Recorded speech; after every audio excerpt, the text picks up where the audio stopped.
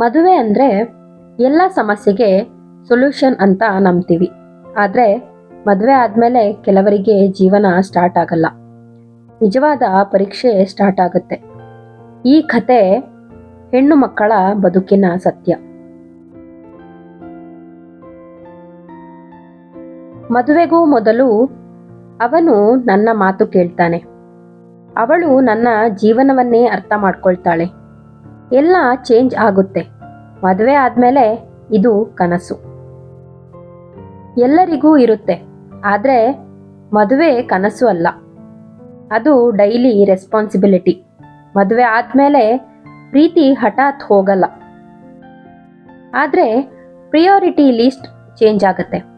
ಮಾತು ಕಡಿಮೆ, ಎಕ್ಸ್ಪೆಕ್ಟೇಷನ್ ಜಾಸ್ತಿ, ಅಂಡರ್ಸ್ಟ್ಯಾಂಡಿಂಗ್ ಕಡಿಮೆ. ಹೆಣ್ಣು ಅಡ್ಜಸ್ಟ್ ಮಾಡ್ಕೊಳ್ಬೇಕು ಅಂತೆ, ಮನೆಯ ಸಂಪ್ರದಾಯ ಅಂತೆ.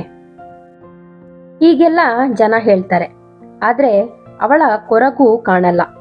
ಅವಳ ಮೌನ ಯಾರಿಗೂ ಮ್ಯಾಟರ್ ಆಗಲ್ಲ.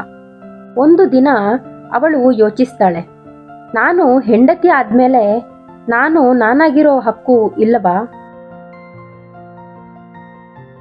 ಇಲ್ಲಿ ಒಂದು ದೊಡ್ಡ ಸತ್ಯ ಇದೆ. ಮದುವೆ ಪ್ರೀತಿ ನಿಲ್ಲಿಸಲ್ಲ, ಆದರೆ ರೆಸ್ಪೆಕ್ಟ್ ಇಲ್ಲದಿದ್ದರೆ ಪ್ರೀತಿ ಸಾಯುತ್ತೆ. ಎಲ್ಲವನ್ನೂ ಸಹಿಸೋದು ಒಳ್ಳೆ ಹೆಂಡತಿ ಅಲ್ಲ, ಆದರೆ ಅರ್ಥ ಮಾಡಿಕೊಳ್ಳೋದು ಉತ್ತಮ ಸಂಗಾತಿ. ಗಂಡ ಹೆಂಡತಿ ಸಂಬಂಧ ಅನ್ನೋದು ಅಥಾರಿಟಿ ಅಲ್ಲ, ಪಾರ್ಟ್ನರ್ಶಿಪ್ ಆಗಿರಬೇಕು. ಮೌನವಾಗಿರೋ ಹೆಣ್ಣು ಬಲಹೀನ ಅಲ್ಲ, ಅವಳು ಮಾನಸಿಕವಾಗಿ ಒಡೆದು ಹೋಗಿರ್ತಾಳೆ. ಅವಳು ನಿಧಾನವಾಗಿ ಬದಲಾಗ್ತಾಳೆ. ಅವಳು ಜೋರಾಗಿ ಕೂಗಲ್ಲ, ಜಗಳನೂ ಮಾಡಲ್ಲ. ಅವಳು ತನ್ನ ವ್ಯಾಲ್ಯೂ ತಾನೇ ಡಿಸೈಡ್ ಮಾಡ್ಕೊಳ್ತಾಳೆ. ಅವಳ ಸ್ವಾಭಿಮಾನವನ್ನ ಉಳಿಸ್ಕೋತಾಳೆ.